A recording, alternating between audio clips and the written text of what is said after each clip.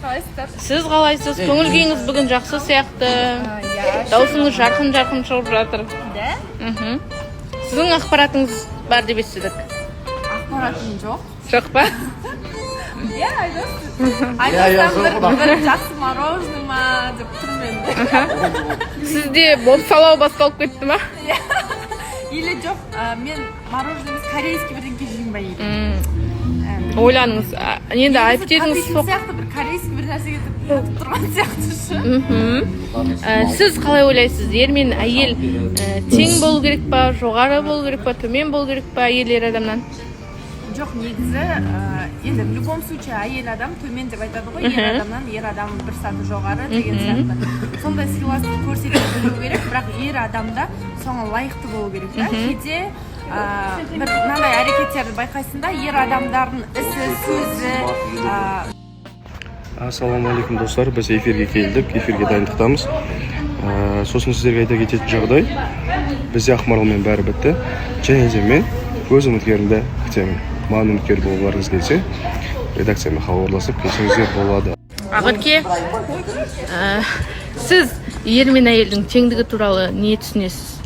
Ер мен әйелдің Қалай дұрыс деп есептейсіздер? Тең болу керек па, жоқ әйел бір саты төмен болу керек па? Жоқ, төмен дегенде басын иіп, салбырап, ондай төмендік емес, ол басқа нәрсеге айтылған негізі. Бірақ екеуі бірдей болу керек, екеуі бір-бірімен ұрса беру, мен главныймын деген сияқты әңгіме айтпаймын. Негізі мыс ретінде де қорғай алу ретінде үйге мысалы бүкіл нәрсені алып келетін негізі ер азамат қой. Сондықтан еркек всегда ол не істесе де қай ғасыр болса да еркектің өзі ылғи бірінші болады. Просто сол нәрсені еркелеп, ақырындап нетіп Демек сіз бәрібір бір сатыға болса да төмен тұру керек дегенді қолдайсыз. Ал ақшаны кім ұстау керек? ақшаны енді Кім ұстайды сізде мысалы? әйел ұстаса дұрысырақ болады деп ойлаймын. Мысалы мен өзімді айтсам, мен ақшаға өте тиянақты ұқыпты адаммын да, мен еш нәрсе алмаймын.